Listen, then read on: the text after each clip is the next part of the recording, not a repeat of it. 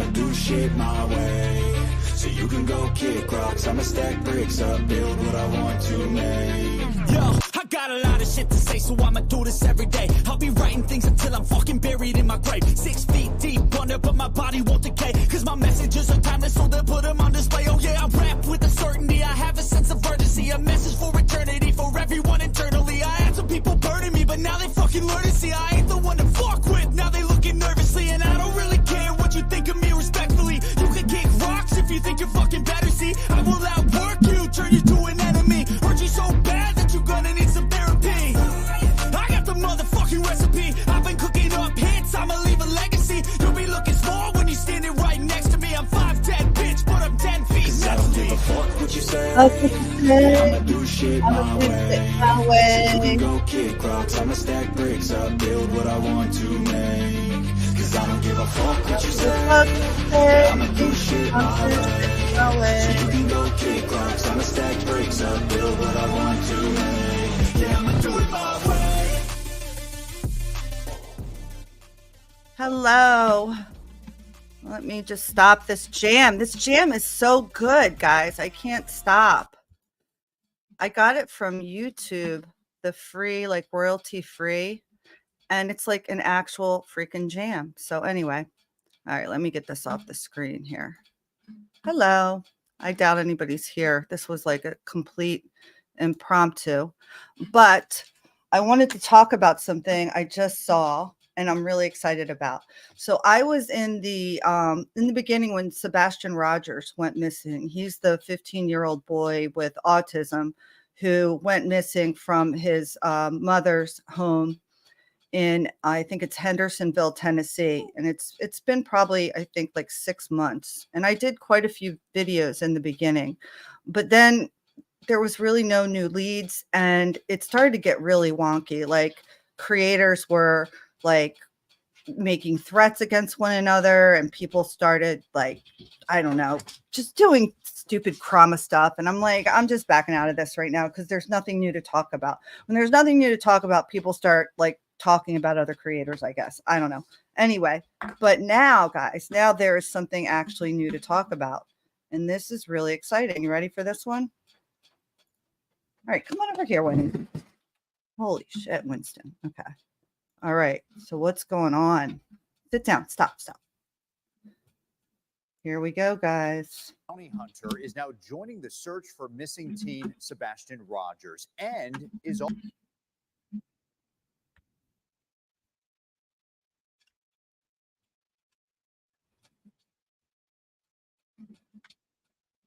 Oh, no. No.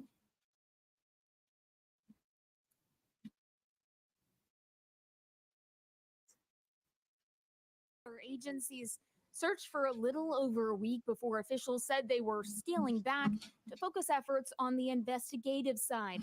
Following the search for Riley Strain, search groups like the United Cajun Navy have helped look. The outpouring was just so strong for us to stay and look for Sebastian. We said, you know what, since we're here, let's do it. But that team withdrew from search efforts with no sign of Sebastian.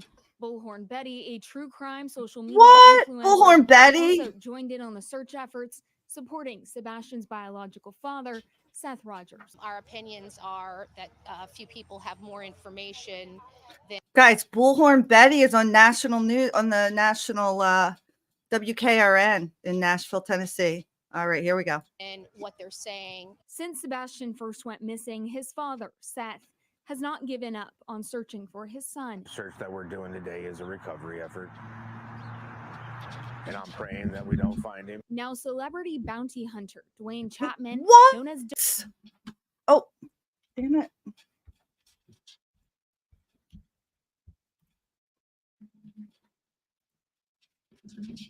Okay, sorry, guys. Let me bring that back up. Dog is in the hunt. The bottom line is if you hurt a child like this, you've got a problem. So that is the main motivation for me to be hunting who did this. Oh, Dog and his team created. Oh, you better be nervous. Dog is coming out to hunt you. You guys, whoever took Sebastian is on notice because the dog is out. Dog is out and he is ready to find out what the hell is going on. Let's just back up a little bit because I think I screwed that up. Sorry. All right, let's get over here to Dog. Here he is. Look at him. Look at him. I wouldn't mess with Dog the bounty hunter, would you? Oh, fuck no. All right, here we go. Since Sebastian first went missing, his father, Seth, has not given up on searching for his son. The search that we're doing today is a recovery effort. And I'm praying that we don't find him. Now, celebrity bounty hunter Dwayne Chapman What? and his Dog has stepped in to help. Uh-oh. This is one of the most horrendous cases of missing children that we've ever worked on. Law enforcement has not said anything. Dog is in the house, guys. But Dog says he wants to find anyone responsible for Sebastian's disappearance. The bottom line is, if you hurt a child like this, uh-oh, you've got a problem. So that's right, Dog. You tell him. The main you tell him, Dog. For me to be hunting. Oh, he's hunting. Dog and his team created a new missing persons flyer for Sebastian Rogers. In it, they explain how they're working independently from law enforcement, reevaluating the information. Dog is in the house, Winnie. Leads. They also say they've added $50,000 more to the reward, making a total of $100,000. Oh, snap. You know, because that is a lot of money. I don't care if you're rich, you know, that's a lot of money. What's up with that? He believes that by working with Seth, following up on leads, and an increase in the reward money, they will find the answers they've been looking for. You can run, but you can't hide. Nope. Who did it? You can't hide from the dog. In Nashville, Caitlin Quisenberry, News 2. All right. Who let the dogs out? Who? So what do you guys think about that? That's pretty crazy, right? Dog the bounty hunter. And they even had Bullhorn Betty on there. Did you see Bullhorn Betty? So, yeah, that's pretty cool. And Dog the bounty hunter is working with Seth, apparently. So, and he's all fired up, guys. He is all fired up about whatever's going on with Sebastian. And I'm pretty excited about it, too, because I feel like it's something that can be solved. And what I mean by that is, I'm going to show you in a second. I don't know if you guys follow the mob crew or not, but this guy has been on fire with this case. He broke down. I don't know if you remember those lights back in the day, way back in the day when Barris, I think his name is, he's from a local TV station. He had taken a neighbor's camera and it showed some like flashlights, it looked like, walking across a lawn. And then maybe a car or something. And everyone was just like, no, it's nothing. It's a trash truck. It's this, it's that. Well, apparently it looks like it's more than that. And this guy from the mob crew has been doing a great job. And I'm not going to show his whole video because he did the work, but I just want to present it here in case anybody who comes to my channel who was following Sebastian earlier on can see what's going on, because this case is heating up right now. It is heating up. We got Dog the bounty hunter. He is on the hunt. He contributed his own money of $50,000 in addition to the FBI's $50,000, $100,000 now reward for whoever can find this young boy. So I don't know. It looks like it's heating up. So anyway, let's check this out for a second. Let's go to the mob crew. And it's actually really cool. All right, here we go. We're actually coming from the yard across from the Proudfoots into the Proudfoots and kind of past, right? If that makes sense. And so that's what they thought was going on with the surveillance footage. And there was a YouTuber, well, I'm not going to mention because I'm not a big fan of. I bet, yeah, I know who it is. Him trying his to first show name where, start with a G. The lights were at, and he was trying to say that this was a garbage truck going across the street that's way above this. And you know, when I went back and looked at the surveillance footage and overlaid it, I'm like, man, this doesn't make sense. This doesn't line up right. So happy to hear somebody else say that. I never thought that made sense. I bet none of you ever thought that made any sense. I know that the Proudfoots, when they were interviewed, they poo-pooed it, was like, no, it's nothing. Don't worry about it, which made me more suspicious of it. I'm just going to be honest. And then the police said it doesn't have any evidentiary value. But when they were questioned further on this footage, it was right after Nick Barris, I think that's his name, put it out. The police officer said it doesn't have any evidence value. And then Nick Barris pressed him on it. And the guy was finally like, we're still looking into it. So anyway, this guy from the mob crew, he does a lot of great stuff. I started following him during the Murdaugh trials. They did a whole reenactment of the barn and Maggie, and it was crazy. They actually had a guy out there with like a shotgun. They did this great reenactment. Anyway, let's get to this. Right. You know, and so again, this is what they thought. So they thought the lights were kind of coming across the street. So anyway, let's move forward here. But that is not the case. At the top, which have been assumed. So here is my video. I know a lot of you have seen it. So this is just kind of a short version, just kind of explaining how I figured out where the lights are exactly at. And like I said, I just did some basic measurements, math science, whatever you want to call it. You know, and it really all involves where everything is. You know, you just base off what's in the footage itself.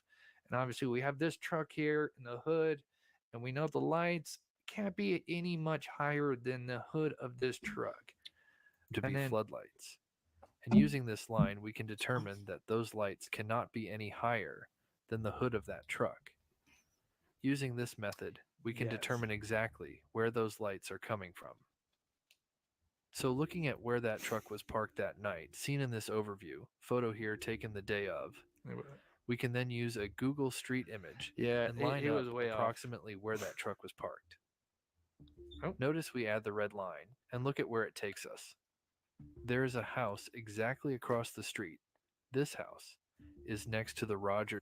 So if you're just coming in, I've got some new footage. I put out a video yesterday. If you guys saw that, I kind of explained what I was told and how the vehicle behaved and the people. But today I got new information. It's from the same person, but they also talked to some others. And so this is a collab of a lot of the locals. Right. So he has an inside line. He's been talking to people who live in that neighborhood, and they prefer to remain anonymous, which I don't blame them, because, you know, with all the craziness around this case and most cases like this, they probably don't want YouTubers knocking on their door, or the Proudfoots, to maybe get mad at them because they're in that neighborhood. So he has an inside line. He's obviously a guy with integrity, because he's not going to snitch on who these people are. And he's been able to get some really good information. And he goes on to show in this video how those two flashlights, it appears as if they're two people. And one of them ends up ultimately walking back to the house, which is what a lot of people thought when they first looked at it, before everybody said, no, you're crazy. And then he also is able to identify a car that pulls up, guys. So this is really getting a little wild, because it looks as if two people with flashlights walked outside of Sebastian's home that night. I think this was sometime around, I think he says the time, and I'm sorry, I forget the exact time, but they walked out of the house, walked towards a car. A car had already pulled up, and then they go towards the car, and then the car drives away, and the other person walks back towards Sebastian's house. Now, who is that? I don't know, but guess what? Dog the bounty hunter. Who let the dogs out? Who? Dog the bounty hunter is on it. Okay, he's on it, and I have a feeling shit's gonna start popping off over here. So let's just look at this a little bit more. He's been doing daily videos, adding more and more detail. He's been able to nail down the type of car it is that's driving away. So he's just really, really great. And he said he gave all this information to the investigator, so they are aware that it's here. Out here. And it kind of changes the story up just a little bit with the car itself. Still, the lights and everything about the same. But yes, this is going to shake things up a bit. And I've got some very interesting footage that I have to shout out to Stephen McCrabtree. He's a local out there. He did some amazing work for me. We're going to be kind of collabing here. But anyway, let me finish this video. There's residence. This home has its garage facing towards the camera. It also has 3 garage doors on I love cats. Thank you so much. Guess what? That's right. It has floodlights above each garage door. So here, I am taking a street Google view of the direction of the camera and then adding the security footage overlaid into the Google image. And notice how the floodlights do line up with the image. But because the footage itself was filmed with a phone, it is a... And so the other thing that's really hard is, so see how subject one looks like he's kind of like behind this tree. So again, I'm taking a Google image that, obviously you've probably seen the Google guy with this vehicle. He's got the camera on top of his car. So the camera view is kind of tall. And of course, the security footage is lower. So what happens is when you're overlaying, the subjects are going to appear lower than they really are. That's where it kind of gets a problem. But I have somebody that's sending me some footage at a lower angle, which is going to help really put All right, I'm just going to... Subject 1 and 2 are moving across the 2 yards. So the big question is, are they flashlights or something else? And where are they coming from exactly? And where are they going to? That's what what's I'm up. about to show you next will shock you to your core, because the angle of the camera It's gonna shock us, is guy. not quite level with the street.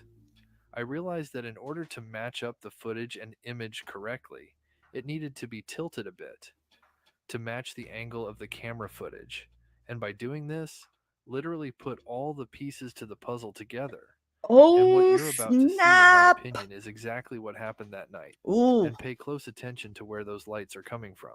I also fixed the footage the best I can to keep the floodlights. How awesome is this guy right now? How awesome Notice is this we guy? can see subject 1 just behind the house to the right. Then we see subject 2 literally. And so new information confirmed. These subjects do go behind this house. They do not go in front of it. That's why, as you can see. Who are these subjects, guys? And how can we not assume they had something to do with the disappearance of Sebastian Rogers? This is the night Sebastian went missing, okay? So this is insane. Like, this is absolutely insane. See, that subject, how I have it lined up, you'll notice subject, when he moves to the right, or they, whatever, they disappear. That's because they are going behind that house. And the two reasons why you don't see subject 2, not only you got the gazebo, but you actually have this ditch. And I'm going to show you some footage never seen before, drone footage, thanks to Stephen McCrabtree, who gave me some amazing footage. So please, if you're a TikToker, go over and follow him. Link is in the chat and in the description. Really come out from behind the house to the left. This subject literally came from the yard shared by the Proudfoot's home. As subject 2 heads towards subject 1, we noticed that the light disappears right behind the gazebo between the 2 homes. As we continue to watch, notice that it seems like subject 1 is waiting for subject 2 to get closer, as if guiding this person to a car waiting nearby. Are you kidding me? Noticed as we wait for subject 2 to reappear, we see that subject 1 now moves behind the home to the right, and we cannot see them anymore. Then we see subject 2 reappear to the right of the gazebo. Noticed as subject 2 moves to the right, there are trees, and the light shimmers as it moves closer to the home on the right. Okay, Michelle has a great question. So if you saw my video yesterday, remember I believe this is not a coincidence that Rogers goes missing the same night that around 3 a.m. Lights are coming from the direction of Rogers' home, and the neighbor mentioning an unidentified vehicle parked on. Yeah, how can you ignore that? Here is me zooming in on where subject 2 is coming out from, and noticed it clearly pops out just behind the home. And I cannot wait to get the footage where it's a little bit lower and line everything up even better. I am getting subject 1 where when it goes to the yard, new story. I'm just kind of letting everybody get in here. Again, mods, let me know if the chat gets too fast. I'm sorry, I'm trying to keep track of everything. But to me, this was so wild. If you've seen my videos, you know what I'm going to mention here, but I have to play this because they go all the way down the side of the house along the fence. So they went to the backside, or the that. And I'm sorry, this is Chris Proudfoot talking about the scent dogs. Remember, the two big incidences that law enforcement and the family, act weird about is the lights and the dogs, right? They always worry about these dogs when you ask them about the dogs. And that's the other thing in this case. When I was following this case early on, I'm like, why are we not like focused on these dogs more? The dogs picked up a scent, and yet they kept saying it didn't matter. The dogs didn't matter. And the lights looked like they were behind the Proudfoot's house, and yet they kept saying that doesn't matter either.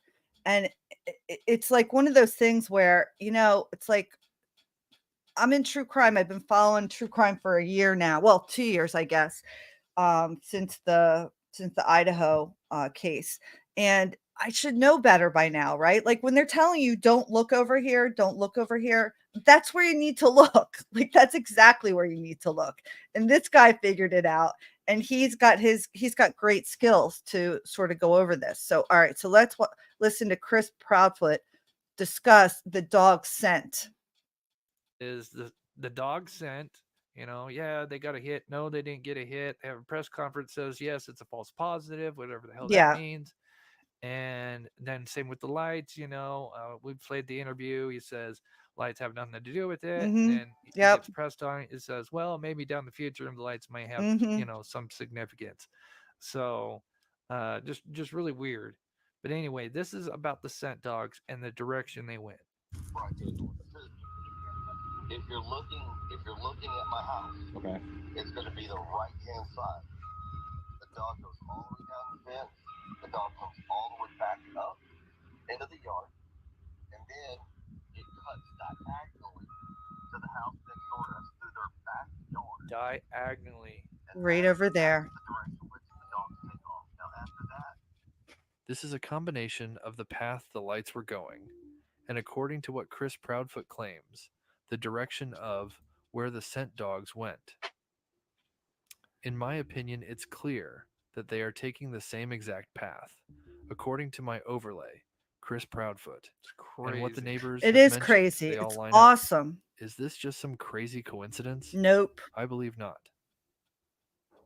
And then it cuts diagonally to the house next door. And there's a ditch there that there's like a large ditch that they have to jump over. To the house next door to us through their backyard. That is the dogs, in my opinion. That is the dogs following his scent. Bingo, boom. Like this guy just like, holy cow.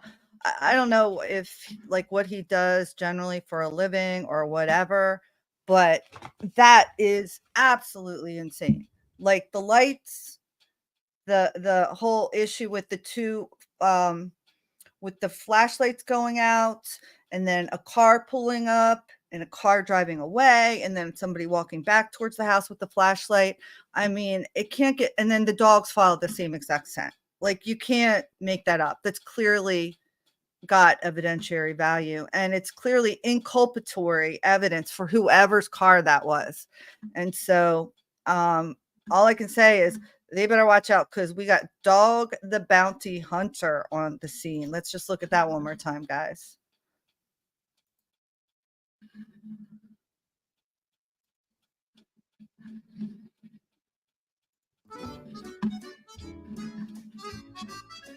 From custom mattress makers.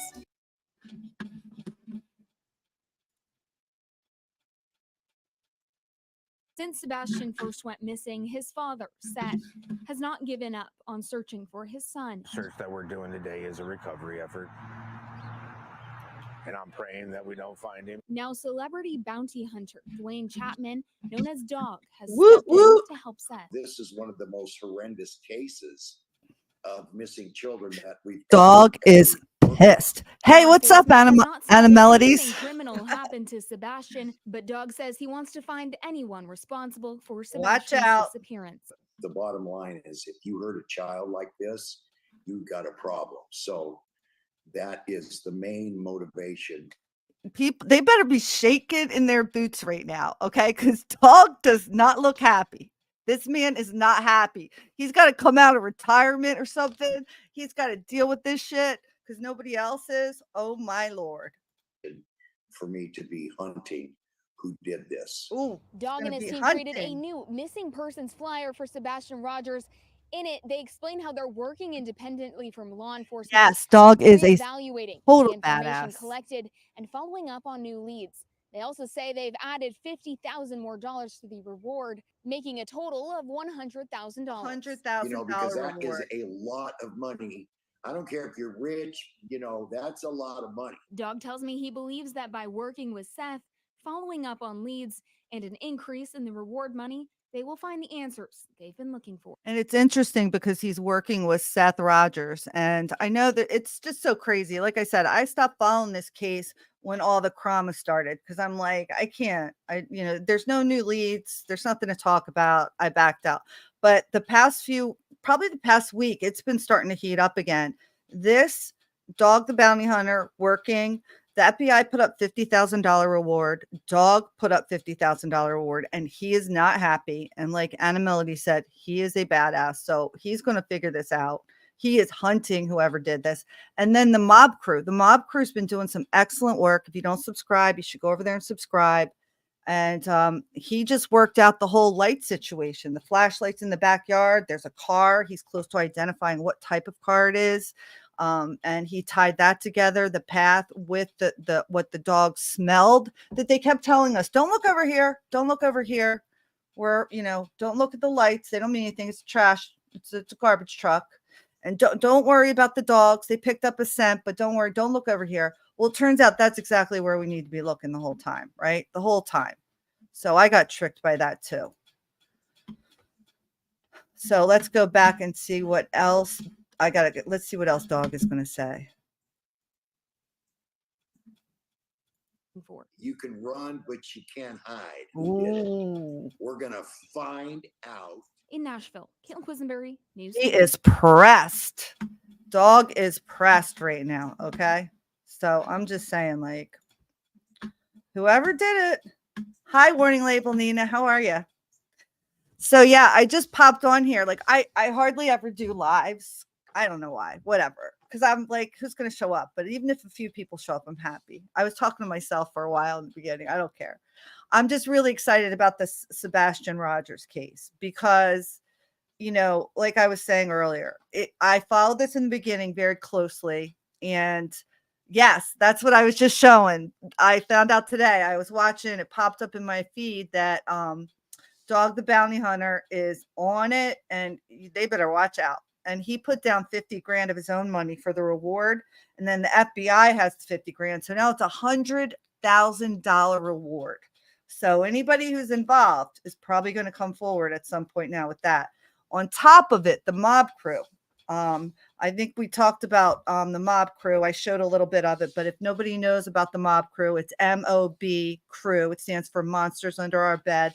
The gentleman that runs that channel over there has just been doing some fantastic police work. And he figured out the lights in the back and the dog scent. And it looks like there were people in that backyard walking with flashlights. And one of them two of them went towards a car. And then one of them walked back towards the Rogers or the Proudfoot's house. So things are starting to really heat up in this case. And I'm really excited. I'm really hoping that we get some answers for Sebastian Rogers because this has really bothered me for a while. Yep, you got that right. If 100K don't make someone talk, nothing will. I mean, yeah, Mob Crew does have it going on, right? I love that. I love that channel. I started following him with the Murdoch case, and he's really good, and he just did some really good work with this. So the other thing I wanted to show you guys, let me see here.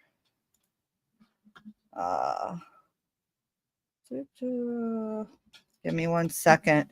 I'm sure you guys heard about the school shooting today, right? There was a school shooting. Another school shooting. It was in Georgia. And apparently, I guess 4 people died from it. 4 people. And the shooter was a 14-year-old, I'm going to say child. I'm assuming boy, but I shouldn't assume. It could be a girl, I guess. 14-year-old child. And I guess there were multiple people injured as well. I did see one report, I think it was from Iked Mel, that got it from Twitter, that one of the injured was a teacher. It might have been a math teacher. But I don't know what to say about it anymore, because it's like whenever this happens, yeah, exactly. What's going on in these kids' minds? Like, there's a few things I think about whenever I see one of these. And we've had a lot. I remember the very first one was that one in Colorado, and it scared the crap out of me as a kid because I was around that age then. And they had the long coats and stuff, and they were listening to like weird music, whatever. Okay, 2 teachers and 2 students. It's devastating. But what bothered me about it was what bothers me about these things is this, right? Well, first of all, it might not solve everything, but can they not just put metal detectors on the entranceway? Like can they not just do that? Like, I get it. They might be able to get past them and stuff. But when I went to school, and this was a long time ago, when I went to high school, it was in the 80s. Okay. They had metal detectors at my high school when I walked through the door, and like, maybe it's just the area I was in, but it doesn't matter. Like, you should have metal detectors. It's not that expensive and it's not that hard, and it can save lives. So I just don't understand why this isn't just an automatic thing in schools. I understand some people might not want metal detectors, but what's the alternative, right?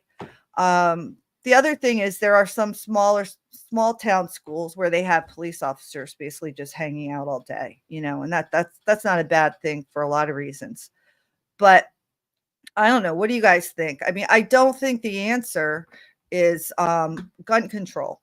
Not because I think anybody should be allowed to have a gun, but we already have, hello, sipping on. We already have gun laws. Like, we have tons of gun laws, right? And we already know that criminals get the guns anyway. So, cocaine's legal. People still do cocaine.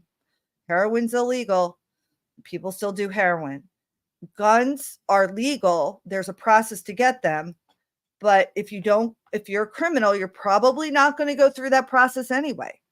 And so the government will still have guns, and the criminals will still have guns. And then the only people that won't have guns are the people who are like good people that aren't doing anything. I don't think that's a good idea. We're one of the last countries to have gun rights for its citizens. We really are. I bet the kid's got it from his parents. Yeah, exactly. I agree. And I think the parents need to be, and I'm going to get to your question in a second, sipping on. I'm going to get to that 1 second. But, I think that the parents really need to be watching their kids more. I mean, I hate to put it on the parents, but I'm sorry. Like, do you not know what the fuck your kid is doing? Like, are parents not talking to their children? You need to talk to your kids when they're teenagers. They might hate you and not want to talk to you, but you still need to talk to them and check in on them and see what they're doing. Are they doing crazy shit on their computer, looking at crazy shit? Or are they mentally not well? Get them help. You need to get them help. You're still responsible for them. They're not an adult yet. You have to help them. It pisses me off. Exactly. Lock your guns up. If you're a parent and you have guns, you need to lock it up, and you need to put the key somewhere where the kid doesn't know, or have a fingerprint to open it, or whatever it is. And it's so sad, right? It's so sad. I don't want to blame anybody. I'm just saying there's clearly an issue here. And to say it's guns and more gun control is not the answer, in my opinion, because they don't even follow the gun laws anyway. So what's the point?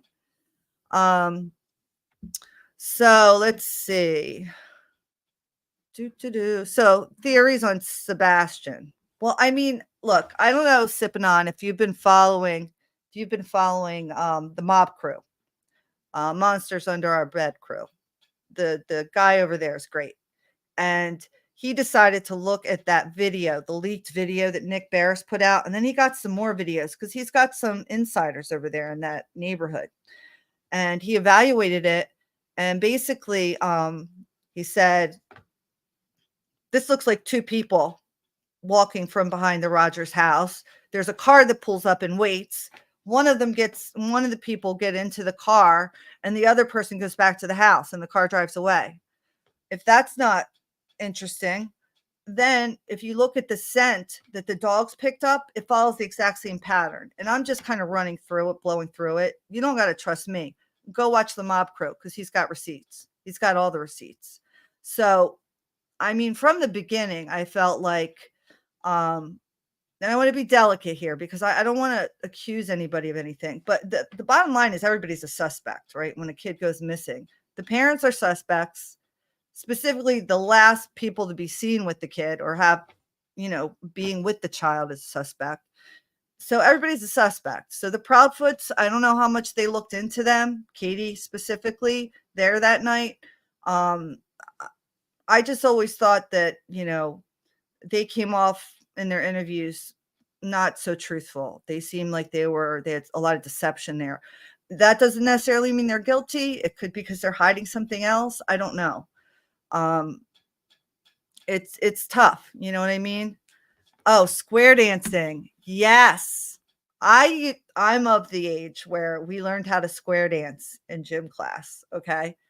And in my gym class, we had to wear uniforms as well. Like everybody had the same gray shirts or gray shorts. They were polyester. They were very itchy. And then the white shirt with the maroon over it. The name of our school colors were gray and maroon and gray. So we learned how to square dance. And I threw up. I remember I threw up that day because I was in 4th grade and I was going to be square dancing with a boy. And I was so nervous that I was going to be dancing with a boy that I actually threw up in the bathroom beforehand. Yeah, swing your partner around and around. Do-si-do. Yeah, that was fun. As an adult, I went back to dancing class and I learned how to do like foxtrot and swing and waltz. That's a lot of fun. But anyway, yeah, so back to the Sebastian case. I mean, what do you guys think? What do you guys think? Who do you think's most suspicious? I mean, I really don't know. They haven't ruled anybody out, nor should they. I think it's awesome that Dog the Bounty Hunter is like all fired up about this. He is pissed. And yeah, 1, 2, 3, 4. Yep. He's all fired up. He's ready to go. He is hunting whoever did this. So I don't know. I'd be worried if I was anybody that had anything to do with his kidnapping. To be fair, Seth Rogers is not the most, he doesn't seem like the most, upright, upstanding man. I mean, if you've heard some of the things that were alleged by Katie about him when they got a divorce and how he got with Katie when she was very young, I think a minor, and he wasn't a minor. So there's some weird-ish going on over there too, right? The whole thing is weird. The whole thing is so weird. And I really just pray that Sebastian's still alive and that maybe he was hidden somewhere. I don't know. It's so strange. The whole thing is just so strange. The lights, the way they show the lights coming out of the house and the speed at which they move does not look like they could be carrying a body. Like the person that they're going with I believe is walking. I don't think and they had to go over a ditch. So I don't think they're jumping over a ditch with a sedated kid or a child that's died. I think, he was still alive at that point. So hoping he's still alive. Maybe they were trying to hide him because Seth was trying to get more custody. I don't know. The whole thing is just bizarre. 1880s. I don't know what you guys are talking about over there, but isn't one of the parents a mod on? Yeah, it's insane. Like, that's why I said I was really interested in this case in the beginning, and I did quite a few videos, and then I just stopped because the drama was thick on this one. And I was like, I wasn't around for Summerwells, but people were saying it's going to be like a Summerwells, and I'm like, I'm out of this. I'm going to focus on something else. But yes, Seth. Well, in the beginning, the Proudfoots they were doing like a press tour on YouTube. Every other night they were talking to somebody on YouTube, specifically Chris Proudfoot. He would get into arguments with like mods and stuff. And he was just like not a very nice guy, in my opinion. And then Seth started doing the rounds on YouTube. And now, like, I think he has his own channel and he mods on, it might be Bullhorn Betty's. They're together now working on something. And it's just like a whole hot mess. Like, it's a whole hot mess, you know? And it's just very bizarre, right? Some age-ish. What are you trying to say? Are you trying to say I'm against age-ish? I don't know. I mean, I'm not a spring chicken anymore, if that's what you're saying. But let's see. Can't imagine being. I know. And yet, you know, I try to not. I mean, I've said some things about the parents, but I just try to give them as much grace as possible because I don't know what the hell happened. But it's just very suspicious. Their actions are very suspicious. And we're in this new day and age where, like, if you remember, Isaac Asimov way back in the day said that one day the way that the media will function is that we'll all be able to have our own television shows. Oh, welcome to my television show, guys. We can all have one. Anybody can create a television show on YouTube, right? And so when you have that kind of ability, you know, and then on YouTube, true crime is so popular that these people become, I guess, like celebrities to some people. I don't know. I would feel uncomfortable talking to a parent of a victim like that because I don't feel like I'm qualified to be asking these people the right questions. And it's just the whole thing. Plus, you get tossed into the mix with the investigation, you know? So it's kind of strange. But let's see. If the government will run guns to Mexico, they'll arm U.S. criminals. Oh, for sure. I mean, you want to talk about New York City and the whole like crack cocaine and the guns. And then we could talk about rap music and how rap music destroyed an entire culture. I mean, rap music nowadays is just complete garbage. Like, it's 100% garbage. I mean, I grew up when rap music was on its rise, you know, and I listened to, you know, the original, like OG rappers, right? Back before they cursed every word. The cursing doesn't bother me. I might curse, but all they talk about is like hoes and guns and killing and drugs. And it destroyed an entire culture, honestly. I mean, Kanye talks about a little bit with the 808 beats and how that's like that type of beat can affect your vibration, your mentality, your mental health. And it's true. It's so true. The light thing. Yeah, the light thing is fascinating. It is 100% fascinating, right? Yeah. It's really, he did a lot of work on that. And every day he's coming out with new stuff. It's really good. He did a good job on it. And this, yeah, it was like party music. I remember that song, the roof is on fire. We don't need no water. Let the motherfucker burn. Sorry, I'm tone deaf, so I shouldn't be singing. But that one, and then there was oh my gosh, just trying to think. Hip. I can't even sing it. I'm not even gonna try. But regardless, back in the day, it was fun music, the rap music. And nowadays it's just total garbage. Like, what was that one song that she sang, the wet whatever song? Like, who does that? Like, how are you listening to this with your like children in the car? Like, what are you trying to teach people? You know, that women don't, you know, sex isn't important, women aren't important, drugs are important, you know, violence is good, it's cool. I mean, that's how it comes off, you know. And there, of course, there's the conspiracy about that one too, right? Oh yeah, that's right. Don't push me cause I'm close to the edge. Yeah, I remember that one. Oh my God. That was so good. You raves. Okay. That's cool. I mean, hey, I used to mosh pit, right? Like, I got injured pretty badly in a mosh pit in Asbury Park. I forget what band we were going to see. But anyway, I went in there, and at that time, I don't know if nowadays chicks go in there, but back then chicks definitely didn't go in there. It was mostly guys with Doc Martens and shaved heads. and they weren't Aryan or anything. It was just they were like the punks, you know. And I went in there, whatever, and some guy like elbowed me, like right in my solar plexus, and I legit like puked, right? Like I puked all over the floor, and I was so angry and embarrassed. And so I went outside and I sat on the edge for a little while, and I got really angry, and then I went back inside. And I started getting pumped up again, moshing, and I pushed that motherfucker right down onto his ass. Yes, I did. So that was fun.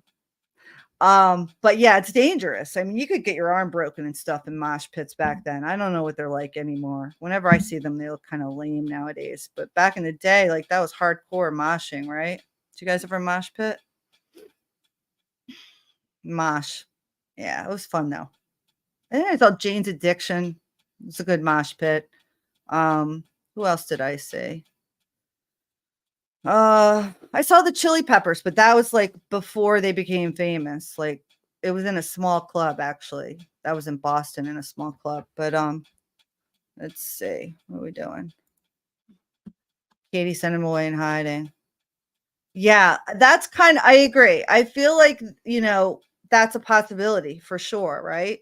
Because somebody walked him out to the car and a car drove off, and Seth was talking about getting, you know, getting custody soon. And then if you read the court documents where Katie alleges all these horrible things that Seth was doing to Sebastian, which I don't know if they're true or not, but she thought they were true enough to put into a court document. And she was just saying some really bad things that making it out that, and this may or may not be true, that Seth was very abusive towards her, towards Sebastian. He was neglectful, et cetera, et cetera. So it's interesting, you know, it's really interesting. You watched from the stage. Okay, so you were up on the you were playing then. You were a musician up there playing during the moshing, right? Did you ever do a stage dive? Did you ever like go into the crowd? Perry Farrell did that at the Jane's Addiction one I went to. That was fun. That was in Fitchburg, Massachusetts. Oh my God, that was so long ago. It was so long ago.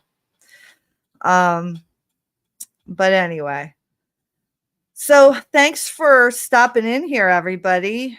Anna Melodies, Sipping On, Warning Label Nina, if you're still in here.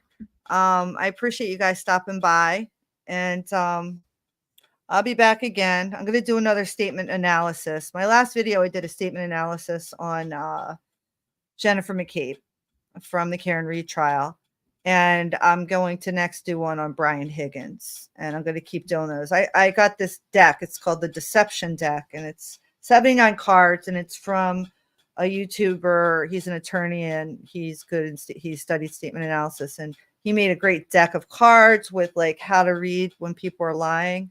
And it's pretty cool. So anyway, I'm starting to get a better picture of what might have happened the night that John O'Keefe died, based on going back and analyzing their statements very carefully, because people give the truth away, even though they don't intend to. They really just can't help it. It's hard to lie. It's really hard to lie. You know, most people, unless you're a straight up sociopath, don't like lying, right? They don't want to lie. They know it's not like something that's comfortable for them. So when they lie, there are a lot of ways you can tell with their language, not their body language, but with their actual words that they choose. There's lots of ways you can tell what really happened. And it's fascinating. I mean, it's absolutely fascinating. And so I really, really want to figure out, just for myself. I mean, clearly I can't prosecute anybody or take anybody to court over this, but I'm really trying to figure out what happened that night and going back and reanalyzing their testimony.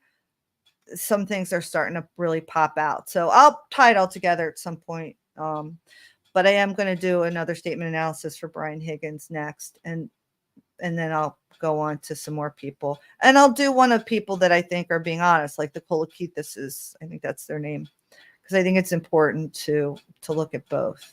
Because you don't want to find everybody's deceptive. Then you know you're not doing the right thing. It's not very scientific, right? So anyway,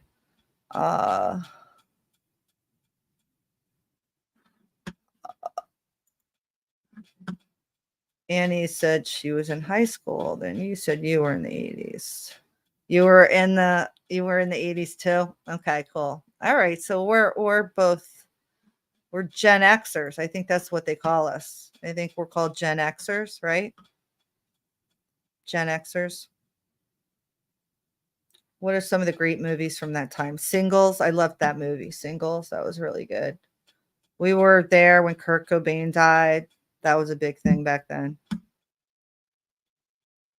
Oh, hey, you're back. What up? What up, Anna Melodies? Well, guys, I'm sorry, Anna Melodies. I'm getting ready to leave, actually, but I'm glad you came back to say hi. you missed post rapping. I'm horrible at it. I'm literally so bad at it. I'm so bad at it. But anyway, thanks guys for being here. I genuinely appreciate the company while I rant. And let's just go out with this song. You know, I told you this song is like really cool, right? This one right here. I found it on royalty free. It's actually a rap song. Let's go out with this.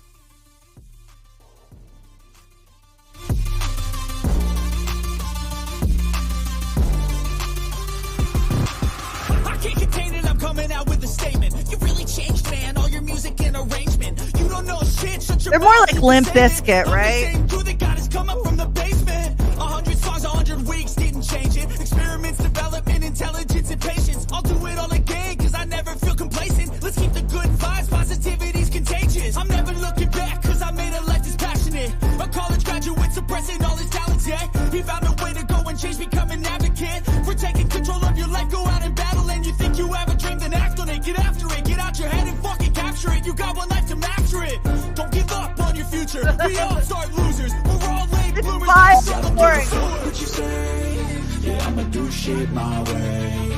So you can go kick rocks. I'ma stack bricks up, build what I want to make. Cause I don't give a fuck what you say. Yeah, I'ma do shit my way. So you can go kick rocks. I'ma stack bricks up, build what I want to make. Yeah, I'ma do it my way.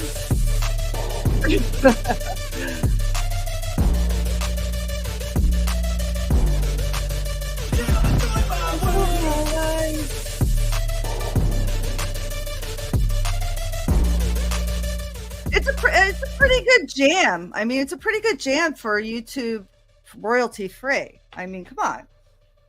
What did you said? It's vile and boring? Come on, man. Really? Is it that horrible? I mean, I've heard a lot worse. I'm gonna be honest. Astro World recently. No, that's where that horrible thing happened. Every time I hear Astro World, I think of oh wait, let me turn this. I think of that. Who was it? Travis Scott? Didn't Travis Scott do his demonic shit at Astro World? Isn't that where that happened?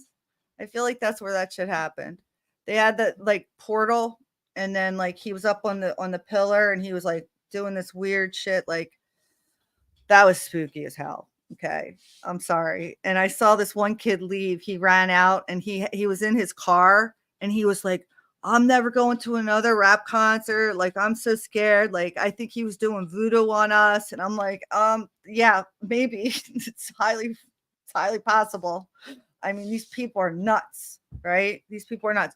You know, the Olympics, they have all this crazy shit. You know, they've got a portal, a Pollyon. They've got they've got a body on the table. They got this blue guy. Oh, it's just the art. It's nothing to worry about, right? It's nothing to worry about. No, it's ritual. It's ritual. We're not stupid. We're not dumb. Okay. Like I can't with these people. Or, you know what? In 2012, you should go back and look at the closing ceremony. I think it was closing or opening ceremony for the Olympics. Russell Brand is in that one. Yeah, he's also COINTEL or whatever you want to call him. controlled opposition, Russell Brand. He had me fooled for a little while. He's full of shit. He was the Joker or whatever, and he was running around causing chaos. That was the Olympic one where they had all the beds. There were like hundreds of people in the hospital. It was like a precursor to COVID type thing. A lot of these Olympic opening, closing ceremonies, when I used to look at it and be like, that's so weird. Oh, it's just art. It's cool, whatever. But now you look at it, you're like, no, that's a ritual. They're just showing us, their voodoo, what they're doing. I mean, it's becoming more and more obvious to anybody that's paying attention. But if people want to just keep thinking it's just harmless art, that's fine. I don't see it that way. I don't see it that way at all. Just like movies, right? Movies are really interesting. And the whole thing with The Simpsons, right? People are always like, The Simpsons, predictive programming, or Back to the Future, predictive programming, right? But I was listening to this guy, I can't remember his name, but he said something really interesting. He was going back through old movies too, and he was showing things that the movies were showing and then like fast forwarding. And he said, I don't think it's predictive programming.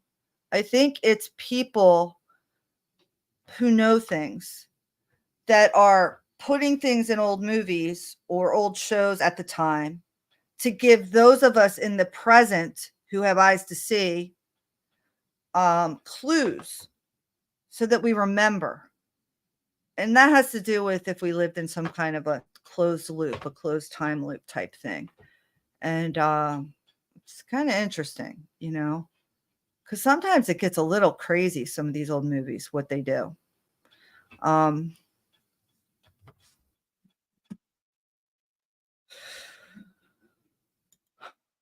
Yeah, they leak truth words. Yeah, they definitely do. Sipping on. Yeah.